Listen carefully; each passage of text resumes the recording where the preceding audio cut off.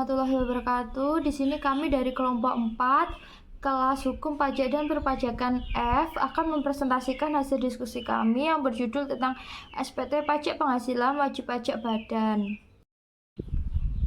Sebelumnya, perkenalkan anggota kelompok kami yang terdiri dari Rindi Melita Hapsari, NPM 255, Devan Maulana Akbar, NPM 290, Dominikus Bobby, NPM 285, dan Fatonah Nur Kasana, NPM 225. Langsung saja ke materi yang pertama, yaitu wajib pajak badan.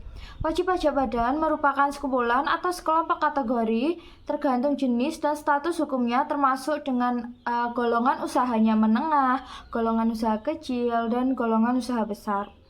Nah, yang menjadi wajib pajak badan adalah seluruh badan usaha di Indonesia, baik yang termasuk perseroan terbatas, firma, maupun persekutuan komoditer atau CV yang berwajiban untuk membayar pajak.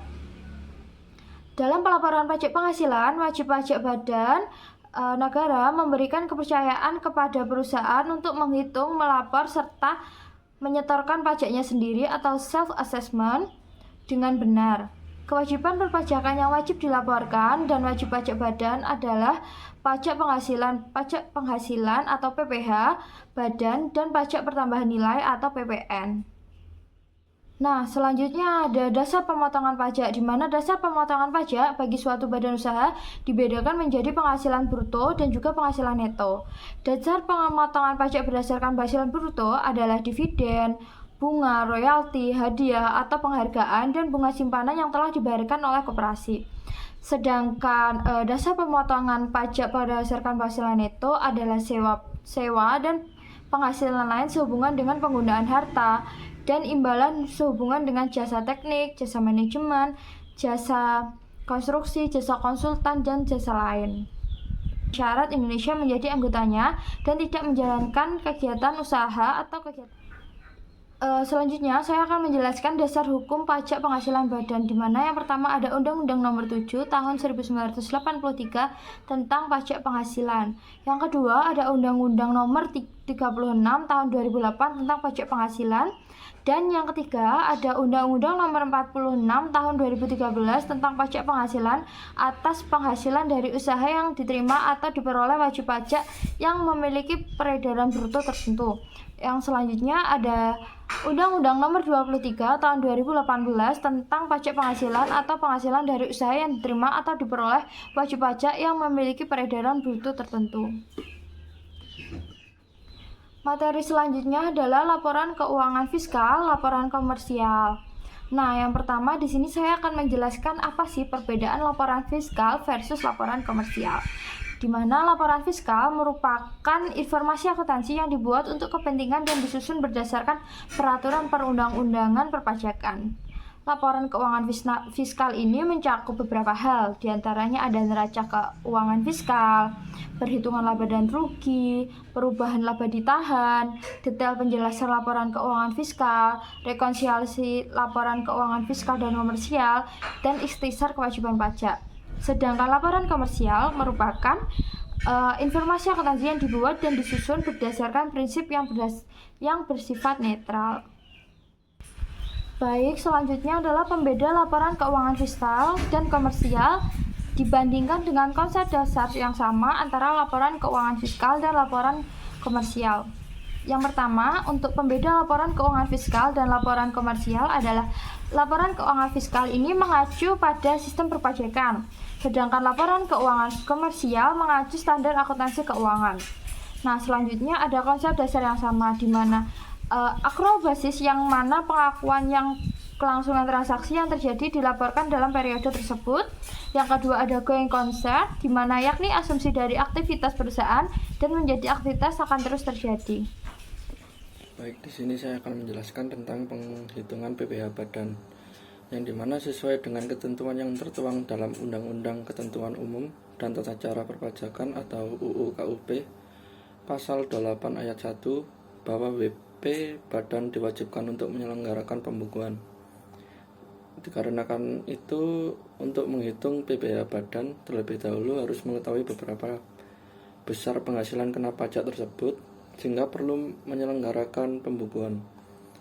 terdapat beberapa langkah untuk mengetahui penghasilan kena pajak bagi wajib pajak badan dalam menghitung PPh badan. Yang pertama, menghitung penghasilan setahun, mengurangi dengan biaya-biaya. Lalu ketiga, melakukan koreksi atau rekonsiliasi fiskal. Lalu keempat, biaya yang tidak dapat dikurangkan. Selanjutnya, pengisian SPT tahunan wajib pajak badan. SPT tahunan ini hanya menggunakan SPT 1771 yang berisi yang pertama itu mengisi transkrip kutipan elemen laporan keuangan yang berisi neraca aktifan, neraca kewajiban, laba atau rugi, lalu hubungan istimewa. Kedua, mengisi lampiran khusus.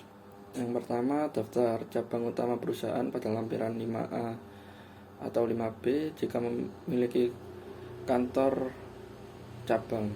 Lalu daftar penghitungan penyusutan atau amortisasi pada lampiran 1A atau 1B jika SPT PPh melakukan penyusutan atau amortisasi. Lalu pernyataan transaksi dalam hubungan istimewa pada lampiran 3A atau 3B, 3A-1 atau 3B-1 jika wajib pajak mengisi induk SPT 1771 bagian G angka 16.A. Lalu pengisian daftar fasilitas penanaman modal pada lampiran 4A atau 4B, perhitungan kompensasi kerugian fiskal pada lampiran 2A atau 2B jika punya hak kompensasi kerugian fiskal dari tahun pajak sebelumnya. Lalu kredit pajak luar negeri pada lampiran 7A 7B jika sobat klik pajak mendapatkan penghasilan dan telah dikenakan pajak luar negeri. Lalu yang ketiga, mengisi lampiran utama yang terdapat 6 lampiran utama dari formulir SPT Badan 1771, yakni formulir SPT 1771 strip 1 hingga formulir 1771 strip 6. Nah, selanjutnya kita akan membahas mengenai tarif pajak penghasilan badan atau tarif PPh badan. Nah, sebelumnya tarif umum pajak penghasilan badan atau PPh badan itu sebesar 28% dari penghasilan kena pajak atau PKP. Nah, kemudian diturunkan menjadi 25% mulai dari tahun 2010. Nah, hal ini itu sesuai dengan pasal 17 ayat 2A Undang-Undang Pajak Penghasilan atau UU PPh nomor 38/2008.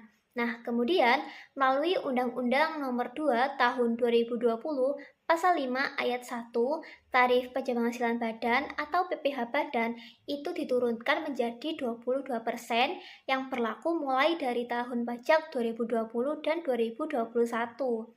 Nah, berikutnya melalui Undang-Undang Harmonisasi Peraturan Perpajakan atau UU HPP nomor 7/2021 ditetapkan kembali tarif pajak penghasilan badan atau PPh badan sebesar 22% mulai tahun pajak 2022 hingga saat ini. Nah, sebelumnya kan kita membahas mengenai tarif umum untuk pajak penghasilan badan atau PPh badan, yaitu sebesar 22%. Nah, sekarang kita akan membahas untuk tarif khusus perusahaan TBK dan juga ketentuan tarif fasilitas. Nah, yang pertama untuk tarif khusus perusahaan TBK, jadi perseroan terbuka atau TBK itu diberikan tarif pajak penghasilan badan atau PPh badan sebesar 19% jika memenuhi syarat yang telah ditentukan. Nah, syarat ini itu terdapat pada PMK nomor 40 tahun 2023.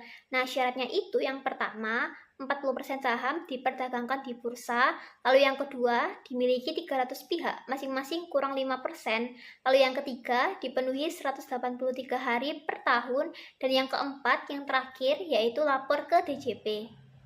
Nah, selanjutnya yaitu ketentuan tarif fasilitas. Berdasarkan PP nomor 23/2018 yang diperbarui dengan PP nomor 55/2022, usaha kecil dan menengah dengan omset di bawah 4,8 miliar dapat menggunakan tarif pajak penghasilan final atau PPh final sebesar 0,5% untuk jangka waktu tertentu. Sedangkan untuk usaha kecil dan menengah yang berbentuk badan atau PKP yaitu penghasilan kena pajak dengan omset di atas 4,8 miliar juga bisa menggunakan tarif sebesar 0,5%, namun dalam waktu terbatas.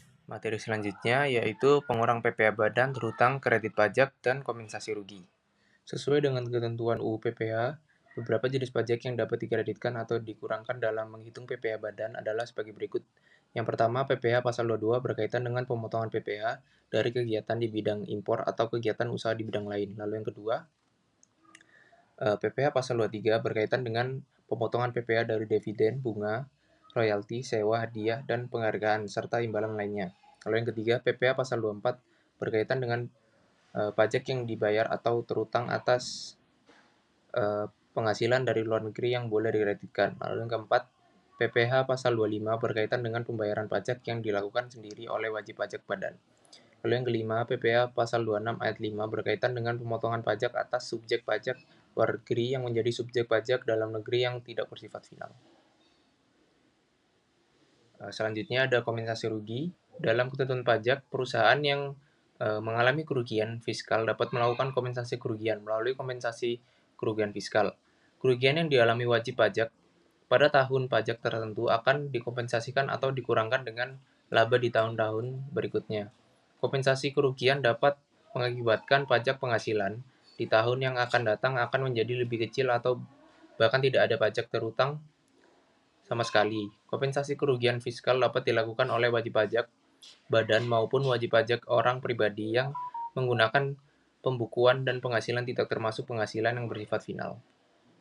Materi selanjutnya yaitu angsuran PPh badan PPh pasal 25. Secara umum, besarnya angsuran PPh pasal 25 ditentukan dari penghasilan neto dikalikan dengan tarif pajak.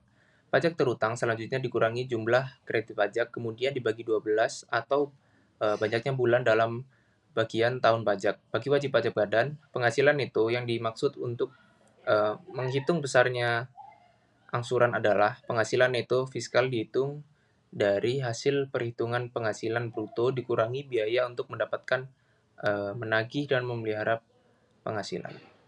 Sekian video presentasi dari kelompok kami. Mohon maaf apabila ada kesalahan, baik yang disengaja maupun tidak disengaja.